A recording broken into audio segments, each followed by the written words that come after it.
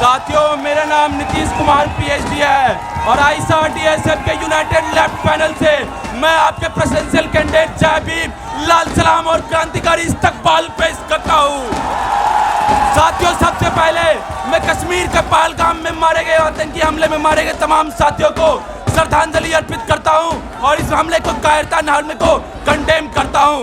इसके साथ में उन तमाम कश्मीरी साथियों को जज्बे को सलाम करता हूं जो आज सड़क पर निकल करके उन तमाम परिजनों के साथ खड़े हैं और कंधे से कंधे मिला करके बैठे हुए हैं। साथियों, इसके साथ मैं इस भाजपा सरकार को चुनौती देना चाहता हूं कि यदि वो इस हमले का इस्तेमाल इस देश में सांप्रदायिकता को फैलाने के लिए करेंगे तो JNU खड़ा होगा और आपको नेस्तनाबूद कर देगा। तो आप चेतावनी ले लीजिए कि आप ऐसा नहीं कर सकते हैं।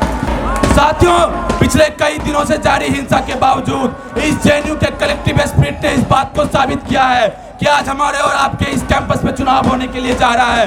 मैं JNU के इस कलेक्टिव स्पिरिट को, इस कलेक्टिव रेजिलियंस को क्रांतिकारी इस्तकबाल पेश करता हूँ। साथियों, ये परिषद के लोग सोचे कि इस JNU के इलेक्शन को वो चंडीगढ़ का मेयर इलेक्शन बना देंगे, लेकिन JNU के स्टूडेंट ने इस बात को इंश्योर किया कि ये JNU स्टूडेंट्स यूनियन का चुनाव है, चंडीगढ़ के मेयर इलेक्शन का चुनाव नहीं है। साथियों, फैज इसी दौर के बारे में कहते हैं कि निसार में तेरी गलियों के ऐ वतन की जहां चली है रस्म की सर झुका के चलो, जो कोई चलने वाला तब आपको निकले नजर झुका के चले, जिस्मो जहां बचा के चले। लेकिन यह JNU है जो आपके आंख में आंख डालकर बात करेगा और ये बोलेगा कि लाख तलवारें उठी हो हमारे गर्दन की तरफ, हमें झुकने आता ही नहीं है तो झुके कैसे। साथियों, ये परिषद के लोग बोलते हैं कि आदर्श हमारे सावरकर और गुलू हमारे गोलवलकर। इनके गोलवलकर क्या लिखते हैं? इनके गोलवलकर ये लिखते हैं कि हिटलर के जर्मनी में जैसा यहूदियों के साथ नरसंहार हुआ, भारत को भी उससे सबक लेना चाहिए। इसके गोलवलकर ये लिखते हैं कि जिस तरीके से हिटलर के जर्मनी में अलग अलग संप्रदाय के लोग एक साथ नहीं रह सकते हैं, हिंदुस्तान को भी उससे सबक लेना चाहिए। साथियों, हम कह देना चाहते हैं कि हम बाबा साहब अम्बेडकर, भगत सिंह, लेनिन, सावित्रीबाई फुले, फातिमा शेख के वंशज हैं और यहाँ पे अलग अलग देश, अलग अलग संप्रदाय, अलग अलग पहनावे, अलग अलग बोली भाषा के लोग एक साथ रहेंगे और आपके इस फांसीवादी विचारधारा को हम नहीं मानेंगे। साथियों, आज हम देख रहे हैं कि फांसीवाद अपनी चरम स्थिति पर है, जहाँ पे वक्फ अमेंडमेंट कानून ला करके मुसलमानों की जमीनों को छीना जा रहा है, जहाँ पे CA/NRC कानून ला करके नागरिकता पे सवाल किया जा रहा है, जहाँ पे हम देख रहे हैं कि पार्लियामेंट के अंदर अपोजिशन को ये बोला जा रहा है कि आप नजरें झुका करके बात करिए, लेकिन वहीं जब हम अमित शाह अम्बेडकर का अपमान करते हैं तो उन पर कोई कार्रवाई नहीं होती है। हमारे JNU के साथी आफरीन फातिमा के घर को बुलडोज किया जाता है, जहाँ पे चारों तरफ आज मुसलमानों की लिंचिंग की जा रही है, पहलू खान से लेकर के सबीर मलिक, तबरेज अंसारी और तमाम अनगिनत मुसलमान भाइयों को आज लिंचिंग करके मारा जा रहा है। साथियों, देखिए कि जहां पे आज ऑपरेशन कागर के नाम पे अडानी के ड्रोन का इस्तेमाल करके आदिवासियों का नरसंहार किया जा रहा है।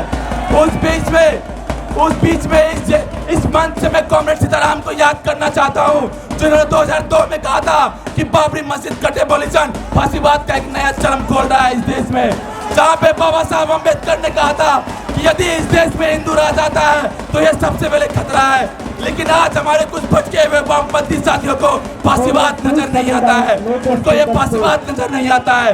मैं यहाँ से कह देना चाहता हूँ कि मैं बिहार के उस धरती से आता हूँ जहाँ पे कॉमरेड राम नरेश राम से लेकर के जगदीश महतो से लेकर के बाबू जगदीश प्रसाद से लेकर के कॉमरेड चंदू की विरासत ने हमें सिखाया है कि कैसे हम हाथ में कंधे पर लाल झंडा लेकर के इस फांसीवादी ताकतों को नेस्तनाबूद कर सकते हैं, उसको खत्म कर सकते हैं। साथियों, आज इनके आकर राम माधव विदेश जाते हैं और ये बोलते हैं कि हमने NEP लाया है और ये बोलते हैं कि NEP से हम कंजर्वेटिज्म के वैल्यूज को प्रीच करेंगे।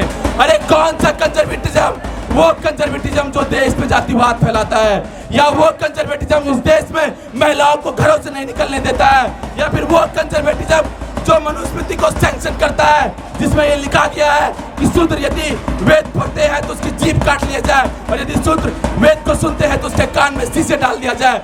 अरे हम ये कहते हैं कि हम बाबा साहब अम्बेडकर की विरासत चाहते हैं, जो इस देश में जातिवाद और सामंतवाद का दंश झेल के विदेश से इस देश में पढ़ करके आए और संविधान की किताब हमारे सामने रखे। हम फातिमा शेख, सावित्रीबाई फुले के वंशज हैं, जो इस देश में वंचितों और महिलाओं के लिए स्कूल के दरवाजे खोले हैं। तो आपकी इस एनईपी को मैं नहीं मानता हूँ।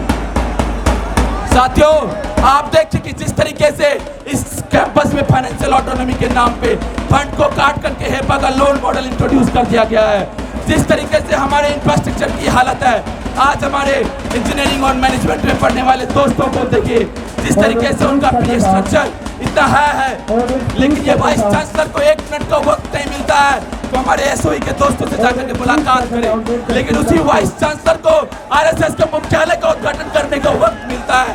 ये कितनी शर्मनाक बात है।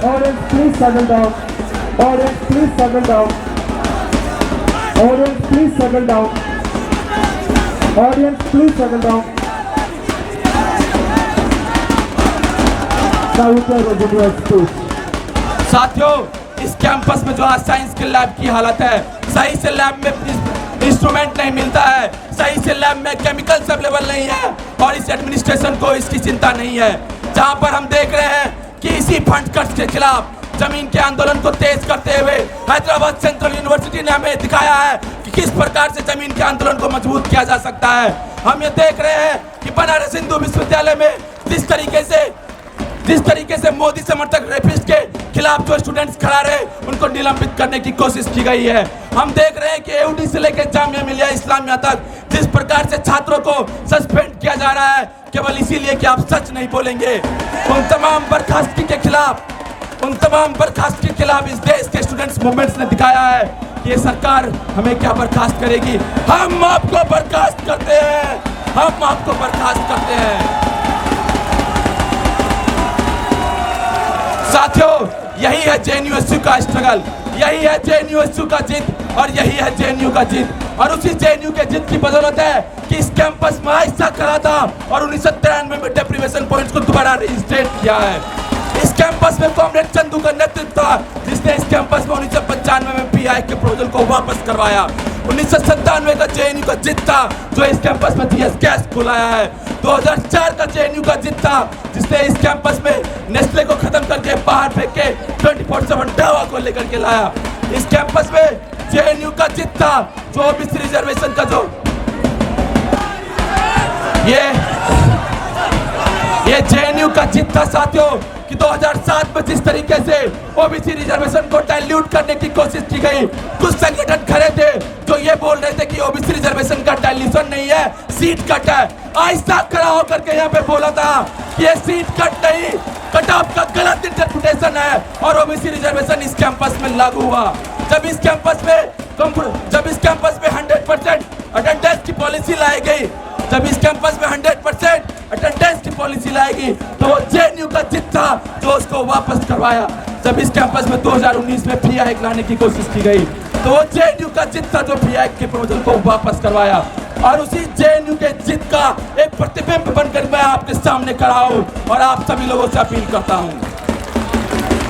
साथियों, आने वाले जेएनयू का जो विजन होगा, वो विजन यही होगा कि इस कैंपस में जिस तरीके से आप देखिए कि पिछले साल 16 दिनों के भूख हड़ताल के बाद इस कैंपस को एडमिनिस्ट्रेशन को यह बात मानना पड़ा कि पश्चिमाबाद में रोड का इंफ्रास्ट्रक्चर तैयार होगा।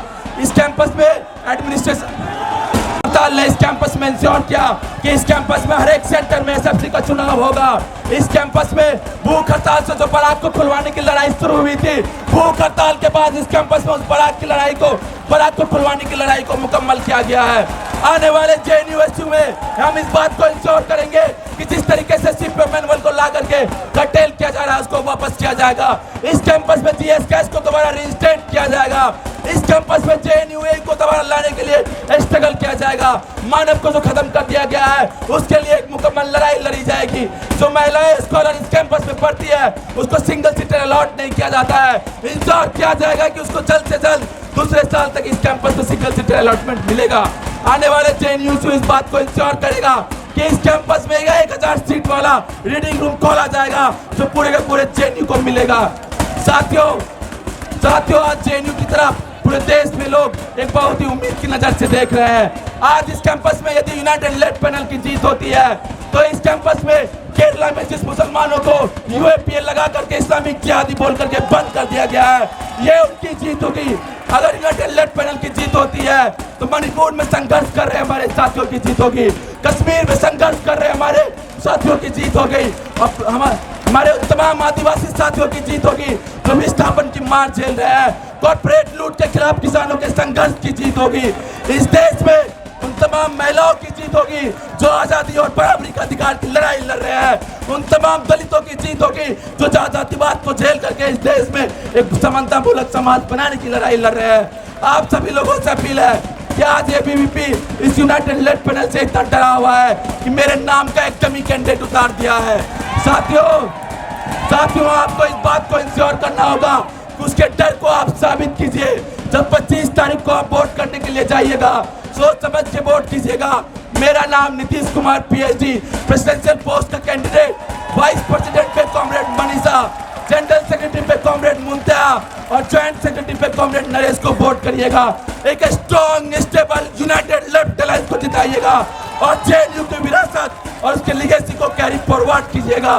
एक बार मैं दोबारा कह देना चाहता हूँ कि एबीवीपी के लोग इतना डरे हुए हैं हमसे कि मेरे नाम का डमी कैंडिडेट खड़ा किया है। मेरा नाम बैलेट पेपर में नीतीश कुमार पीएचडी होगा। पूरे पैनल को वोट करिएगा और जेएनयू के इस संघर्ष की विरासत को जिंदा रखिएगा। शुक्रिया, इंकलाब जिंदाबाद।